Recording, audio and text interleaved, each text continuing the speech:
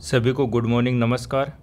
Trived IAS में आपका स्वागत है। शुरुआत करते हैं हमारी फ्री मेंटोरशिप से। डे 20 4 अगस्त के लिए आपके टारगेट रहेंगे GS4 के अंतर्गत अंतर्राष्ट्रीय संबंध और वित्त पोषण में जो नैतिक मुद्दे हैं वो, फिर कॉरपोरेट गवर्नेंस। GS पेपर 2 में पढ़ना आपको विभिन्न क्षेत्रों के विकास के लिए जो सरकारी नीतियाँ और हस्तक्षेप हैं वो क्या हैं और उनके डिजाइन और कार्यान्वयन से जुड़े हुए मुद्दे क्या हैं।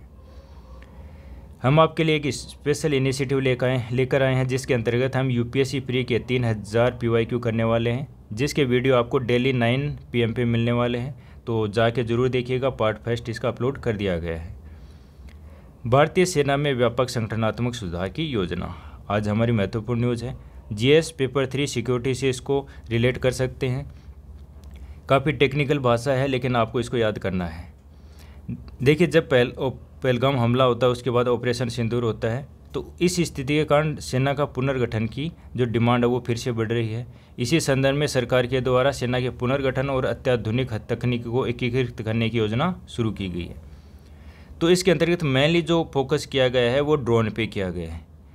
तो जो UAV हैं यानी अनमेन्ड एरियल व्हीकल हैं और काउंटर UAV हैं, उनकी 21 स्तर तक का एकीकरण करने की बात कही गई है।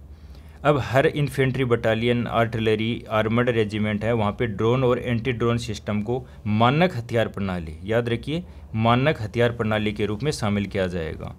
अभी तक क्या होता था कि जो ड्रोन वो द्वितीयक प्रणाली के रूप में यूज होते थे। अब इसके लिए अलग से एक समर्पित टीम गठित की जाएगी जो केवल ड्रोन के संचालन के लिए कार्य करेगी। फिर है लाइट कमांडो बटालियन भैरव की स्थापना। तो भैरव लाइट कमांडो बटालियन है वो खड़ी की जा रही है, जिसके अंतर्गत 250 सैनिक होंगे। ये बटालियन है ये विशेष अभियानों के लिए प्रशिक्षित होगी और विशिष्ट क्षेत्रों में तैनात की जाएगी।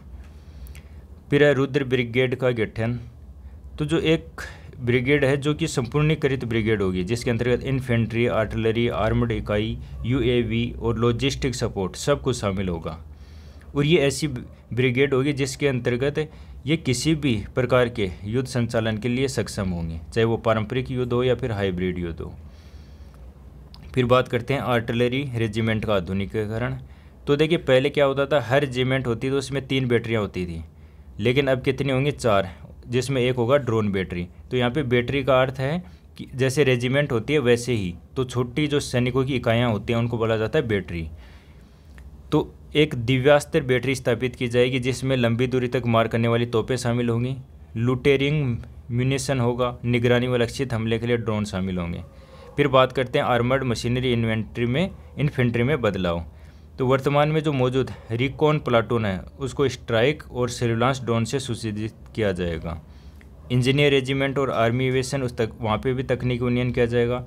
हर इंजीनियर कंपनी उसमें ड्रोन सेक्शन स्थापित किए जाएंगे जहाँ पे mine detection, area mapping, recon mission इन सब के लिए सहायक होगा। जो आर्मी एविएशन है उसको UAV के माध्यम से निगरानी और डेटा संग्रहण में सक्षम बनाया जाएगा, जिससे क्या है, जो हेलीकॉप्टर और पायलट है उस पर निर्भरता घटेगी। इलेक्ट्रॉनिक्स और मैकेनिकल इंजीनियर है, उनकी भी भूमिका है। सेना के जो जोनल वर्कशॉप हैं वहाँ पर ड्रोन मरम्मत क्षमता को बढ़ाने के लिए EMA की क्षमता को मजबूत किया जाएगा।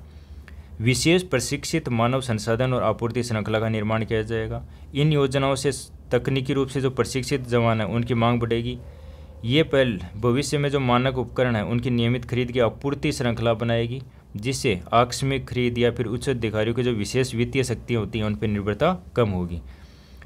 तो ये परिवर्तन भारतीय सेना को तकनीकी रूप से सक्षम बनाएगा, प्रतिक्रियाशील बनाएगा और भविष्य के लिए सुसज्जित बल में परिवर्तित करेगा। तो ये काफ़ी महत्वपूर्ण है कि डिजिटल युग में सैन्य संरचना का पुनर्निर्माण आवश्यक है, जिसमें ड्रोन, नेटवर्क केंद्रित युद्ध और विशेष बलों का एकीकरण महत्वपूर्ण भूमिका निभाएगा।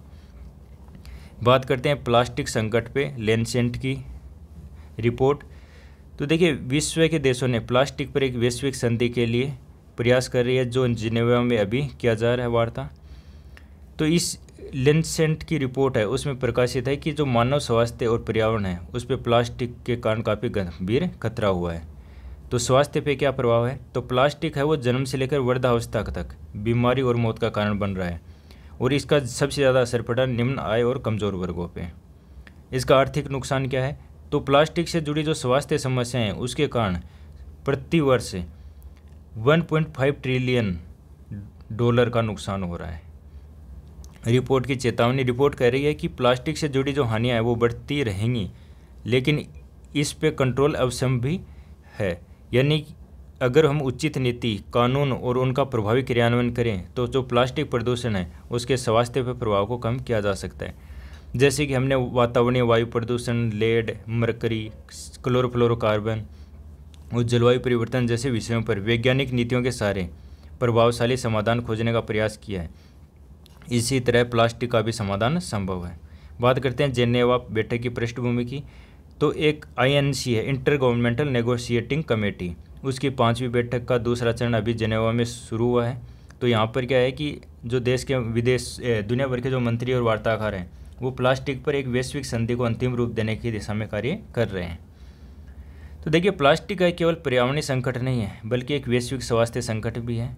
वैज्ञानिक प्रमाणों पर आधारित कठोर कानून, उनके लिए आवश्यक संस्थागत ढांचा और कठोर क्रियान्वयन प्रणाली इस संकट के बेहतर प्रबंधन के लिए महत्वपूर्ण है। अब एक न्यूज़ है कि हाथियों की मौत को रोकने के लिए रेलवे पर्यावरण मंत्रालय की संयुक्त पहल है। देखिए, भारत में जो रेलवे नेटवर्क है लगभग 69,000 किलोमीटर का है, जो कि घने जंगलों से होकर गुजरता है, जिससे क्या जो हाथी और वन्य जीव हैं है ना, वो रेलगाड़ी से टकरा जाते हैं, जिसके कारण उनकी मौतें होती हैं। तो 2009-10 से लेकर 2024 तक लगभग 186 हाथी हैं उनकी डेथ हुई है। और इसी के कारण सरकार ने रेलवे और पर्यावरण मंत्रालय ने संयुक्त पहल की शुरुआत की है। तो एक इसमें विशेष तकनीक की है, उस तकनीक का उसका प्रयोग किया गया, जिसका नाम है इंट्रूजन डिटेक्शन सिस्टम। यह क्या है, एक AI आधारित प्रणाली है जो क्या है, हाथियों को ट्रैक पर मौजूदगी को पहचानता है और फिर लोको पायलट और कंट्रोल रूम है वहाँ पे वो अलर्ट करता है। तो इसके अंतर्गत नवीन सोच और दीर्घकालिक दृष्टिकोण को अपनाया गया है। तो पहले क्या होता था, केस बाय केस आधार पर संरचनाएँ बनाई जाती थी। अब क्या एक संगठित और समेकित फ्रेमवर्क तैयार किया गया है। ग्रीनफील्ड प्रोजेक्ट्स में भी ये दिशा निर्देश शामिल किए गए हैं। जहाँ तकनीकी उपाय संभव नहीं है वहाँ भौगोलिक और पारिस्थितिकी साक्ष्यों के अनुसार जो पारंपरिक उपाय जैसे कि रैंप, अंडरपास आदि का प्रस्ताव दिया गया है। एक ये महत्वपूर्ण आर्टिकल है, डोनाल्ड ट्रंप के द्वारा जो 25% टैरिफ लगाया गया है, तो उसके बाद में उसके प्रभाव और संभावित रणनीति क्या हो सकती है, काफ़ी इम्पोर्टेंट है। तो देखिए, विशेषज्ञ कह रहे हैं कि जो USA के द्वारा 25% टैरिफ लगाया गया है, इसके कारण भारत की जो GDP ग्रोथ है उसमें 20 से 30 आधार अंकों की गिरावट हो सकती है। तो 2025-26 के लिए RBI का अनुमान है कि ये 6.5% की वृद्धि है, तो वो अब घटकर कितनी रह जाएगी, लगभग 6.2 से 6.3। प्रमुख चिंता के बिंदु क्या है, देखिए, डिप्लोमेटिक भाषा में अपमान किया गया ट्रंप के द्वारा। तो ट्रंप ने सोशल मीडिया पे कहा कि भारत और रूस हैं वो लगातार डेड है इकोनॉमी है और मुझे उनकी परवाह नहीं है। हालांकि वास्तविकता में देखें तो भारत की जो GDP ग्रोथ रेट है वो 6% से भी ज़्यादा है, जबकि अमेरिका की 2% से भी कम है। ब्रिक्स के प्रति शत्रुता भी देखने को मिलती है। ट्रंप है वो ब्रिक्स को अमेरिकी डॉलर की वैश्विक प्रधानता के लिए खतरा मानते हैं। सभी ब्रिक्स राष्ट्र हैं उनके टैरिफ लक्ष्यों में शामिल हैं। WTO के बहुपक्षीय नियमों का उल्लंघन, देखिए, ट्रंप के द्वारा अलग अलग देशों के साथ टैरिफ समझौते किए जा रहे हैं, जिससे जो WTO का जो मोस्ट फेवरेट नेशन नियम है वो काफ़ी कठोर हो रहा है। तो आप याद कीजिए कि मोस्ट फेवरेट नेशन क्या होता है, कि इसमें ये होता है कि जो अपने नेशन को आप जो छूट प्रदान कर रहे हैं वो आपको सभी को देनी होंगी, वो है WTO का मोस्ट फेवरेट नेशन नियम। अब भारत पे संभावित प्रभाव क्या हो सकता है, निर्यात हानि होगी। देखिए, जो वर्तमान में 442 बिलियन डॉलर का वस्तु निर्यात है उसमें से लगभग 18% अमेरिका को होता है, इस पे सीधा असर होगा। सेवा निर्यात है वो अपेक्षाकृत सुरक्षित है, क्योंकि सेवा निर्यात है वो वर्तमान से 336 बिलियन डॉलर के आसपास है, उसमें से केवल 14% अमेरिका को जाता है और ये अभी तक टैरिफ के दायरे से बाहर है। प्रभावित क्षेत्र कौन कौन से हैं, तो रत्न व आभूषण, फार्मा, स्मार्टफोन, समुद्री उत्पाद जो कि शीर्ष निर्यात हैं उन पर असर पड़ने की संभावना है। क्षेत्रीय असर किस पे पड़ेगा, जैसे गुजरात के जो हीरा श्रमिक हैं, आंध्र उड़ीसा के जो झींगा किसान हैं उन पे सीधा संकट होगा। तो सरकार के समक्ष क्या क्या विकल्प है, तो प्रतिशोधी टैरिफ लगा सकता है भारत, लेकिन भारत पहले से उच्च टैरिफ लगा रहा है विशेषकर कृषि उत्पादों पर। तो ट्रंप भारत को टैरिफ किंग कह चुके हैं, अतः प्रतिरोधी टैरिफ उचित नहीं होगा और अलाभकारी भी हो सकता है। तो बात है कि निर्यात का विविधीकरण किया जाए, तो भारत को अमेरिका पर निर्भरता घटाकर Asia, Africa, Europe, Latin America ऐसे देशों को निर्यात बढ़ाना चाहिए। द्विपक्षीय व्यापार सौदे हैं उनको महत्व देना। अमेरिका को लुभाने के लिए भारत कच्चा तेल व गैस, रक्षा उत्पाद, चिप्स आदि की खरीद कर सकता है। कुछ आयातों जैसे विस्की, लग्जरी कारें, क्रेनबेरी आदि पर ड्यूटी घटा सकता है। जीएम फसलें जैसे सोया, कॉर्न के लिए टैरिफ रेट कोटा दे सकता है। कृषि सुधारों की आवश्यकता की बात करें तो देशी कृषि अनुसंधान व नवाचार यानी एग्रीकल्चर रिसर्च एंड डेवलपमेंट में हमें निवेश करने की आवश्यकता है। जीएम खाद्य फसलें हैं उनका वैज्ञानिक आधार पर निर्णय लेने की आवश्यकता है, जैसे बीटी बैंगन, जीएम जो सरसों है, देसी नवाचार, जीएम सोया, कॉर्न, अमेरिकी हित। बात करते हैं दीर्घकालिक रणनीति की, तो निर्यात बाजार को विस्तार करना अमेरिका पर निर्भरता घटाने के लिए काफ़ी महत्वपूर्ण है। टैरिफ ढांचे में सुधार करना तो डब्ल्यूटीओ के अनुरूप करने की आवश्यकता है, उसके लिए हम संतुलित संरक्षणवाद को भी अपना सकते हैं। बौद्धिक व तकनीकी सौदे करना जैसे रक्षा, आईसीटी, ऊर्जा में अमेरिका से लाभ मिल सकता है। कृषि नीतियों का आधुनिकीकरण करना, टैरिफ आधारित संरक्षण से गुणवत्ता आधारित प्रतिस्पर्धा की ओर हमें बढ़ना होगा। अगला हमारा न्यूज़ है कि ऊर्जा आत्मनिर्भरता और नवीकरणीय ऊर्जा के क्षेत्र में भारत की क्या चुनौतियां, एक समकालिक विश्लेषण। ऊर्जा सुरक्षा का जो टॉपिक है उसके लिए ये जो आर्टिकल है काफ़ी महत्वपूर्ण है, आपके आंसर राइटिंग में ये काफ़ी हेल्पफुल रहेगा। तो बात करते हैं ऊर्जा सुरक्षा की पारंपरिक परिभाषा और उसकी सीमाएँ क्या हैं। देखिए, परंपरागत रूप से ऊर्जा सुरक्षा का क्या मतलब था कि जो भी जीवाश्म ईंधन है, चाहे कोयला, तेल, गैस कुछ भी हैं, उन तक सुलभता से हो, विश्वसनीयता और वहनीयता, ये 3 चीज़ें हों। मतलब आसानी से वो उपलब्ध हों, विश्वसनीय हो और वहनीय हो, मतलब कम कीमत पे हो। लेकिन जलवायु परिवर्तन और भारत द्वारा 2070 तक नेट जीरो कार्बन उत्सर्जन के वादे के संदर्भ में ये जो परिभाषा ये काफ़ी संकीर्ण हो जाती है, क्योंकि हम सिर्फ अब जो जीवाश्म ईंधन है उन पर निर्भर नहीं रह सकते। तो भारत की दोहरी ऊर्जा यात्रा, 2 ट्रैक एनर्जी है ना, तो इसमें क्या है कि भारत अब 2 समांतर लक्ष्यों की ओर बढ़ रहा है। एक तो है कि हम जीवाश्म ईंधन हैं उन पर निर्भरता को लगातार कम करें, दूसरा है कि नवीकरणीय ऊर्जा सोर्स हैं उनको लगातार बढ़ावा दें। तो इसका उद्देश्य है ऊर्जा उपभोग के कुल स्वरूप में पारंपरिक ईंधनों की हिस्सेदारी घटाना और नवीकरणीय ऊर्जा सोर्स हैं उनकी हिस्सेदारी को बढ़ाना। तो अब तक की सफलता की बात करें तो विदेशी कच्चे तेल स्रोतों का उनका विविधीकरण किया है। जैसे रूस से आयात जो कि 2021-22 में सिर्फ 2.1% था, वह अब 2024 में 35% के आसपास पहुंच गए हैं। इसका परिणाम यह हुआ कि जो आयातित क्रूड है उसकी औसत लागत है वो $2 प्रति बैरल कम हुआ है। मांग प्रबंधन और ऊर्जा दक्षता, तो जीडीपी के प्रति यूनिट यानी प्रति यूनिट जीडीपी की तुलना में ऊर्जा की खपत है वो घटी है। इस प्रकार से जो पारंपरिक ऊर्जा सोर्स है उनके माध्यम से सुरक्षा सुनिश्चित की गई है, खासकर जैसे यूक्रेन युद्ध, गाजा संकट और पश्चिमी प्रतिबंधों के बावजूद। लेकिन चुनौतियां क्या हैं यहाँ पे? देखिए, नवीकरणीय ऊर्जा उसमें हमने काफ़ी वृद्धि की है, लेकिन ये काफ़ी असंतुलित है। उत्पादन क्षमता में वृद्धि हुई है। 5 वर्ष पूर्व नवीकरणीय ऊर्जा की हिस्सेदारी बिजली उत्पादन में 19% के आसपास थी, है ना। अब स्थापित क्षमता है वो 49% से भी ज़्यादा हो गई। मुख्य चिंता क्या है? तो उत्पादन क्षमता तो बढ़ी है, लेकिन जो ट्रांसमिशन और वितरण ढांचा है उसका विकास अपेक्षाकृत धीमा रहा। तो ये ट्रांसमिशन और वितरण ढांचा ये 2 सबसे बड़ी बाधाएं हैं। फिर इसके बाद बात करते हैं नियामकीय जटिलता, ये सबसे बड़ी बाधा है। तो देखिए, एक टीम लीज रेगटेक रिपोर्ट है स्वामीनाथन अय्यर द्वारा, उसमें कहा गया है कि भारत में वर्तमान में नियामक के लिए 2735 नियम है ना। एक अगर मेगावाट का सौर ऊर्जा संयंत्र लगाना है तो उसके लिए आपको 100 से अधिक अनुमतियों की आवश्यकता होती है। इनमें से जितने भी जो नियम हैं उनमें से 40% तो हैं लेबर से संबंधित, और उसके बाद भूमि अधिग्रहण, पर्यावरण सुरक्षा, ये सारे ऐसे रेगुलेशन हैं। उसमें भी 60% हैं उनका अनुपालन अब भी ऑफलाइन होता है, ऑनलाइन नहीं है। मैनुअल फॉर्म भरने पड़ते हैं, कार्यालय की यात्रा करनी पड़ती है, और ये प्रक्रिया एक ऐसा नहीं है कि एक बार में हो जाती है। मासिक, त्रैमासिक, वार्षिक इसमें रिपोर्टिंग करनी होती है, निरीक्षण होता है, नवीकरण करना होता है। तो काफ़ी बड़ी बाधा है ये। तो एक है यूजेबल रिन्यूएबल एनर्जी की चुनौती।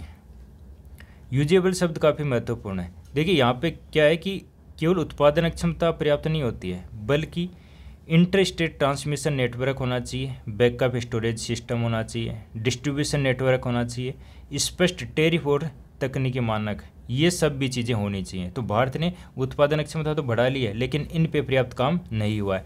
जैसे एक अंतर्राष्ट्रीय स्तर पर एग्जाम्पल है स्पेन, जहाँ पे 2024 में ग्रिड में इंटरकनेक्शन की खराबी की वजह से वहाँ पे क्या हो गया था, ब्लैकआउट हो गया था, मतलब कंप्लीटली जो ग्रिड थी वो फेल हो गई थी। तो ये काफ़ी महत्वपूर्ण है कि सिर्फ उत्पादन क्षमता पर्याप्त नहीं है, बल्कि अन्य चीज़ें हमें वहाँ पर भी कार्य करना होगा। तो इसके बाद बात करते हैं कि संरचनात्मक बाधा ही नहीं बल्कि प्रशासनिक विफलता, ये भी काफ़ी बड़ा मुद्दा है।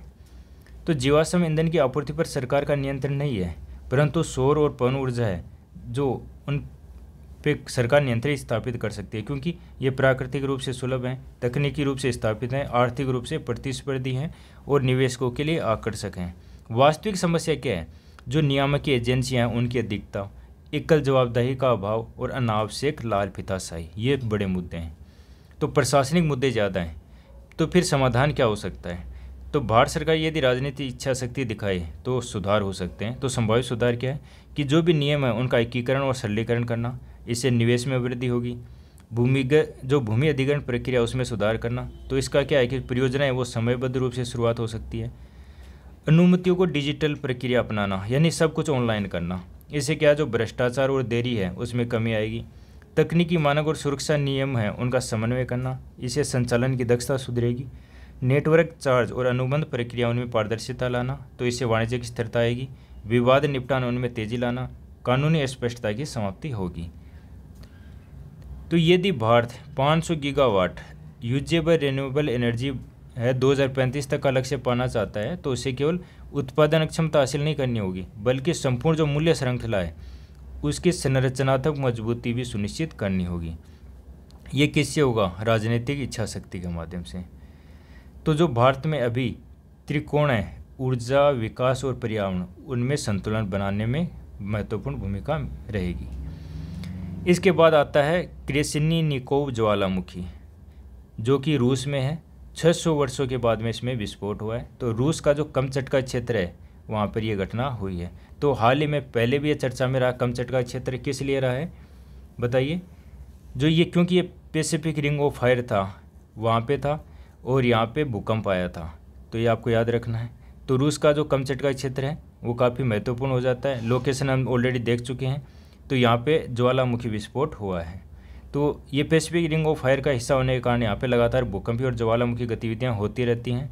हालांकि यहाँ पे पहले से 30 से अधिक सक्रिय ज्वालामुखी हैं, लेकिन जो अभी हुई है यानी क्रेसिनिकोव ज्वालामुखी, उसमें 600 वर्षों के बाद में विस्फोट हुआ है।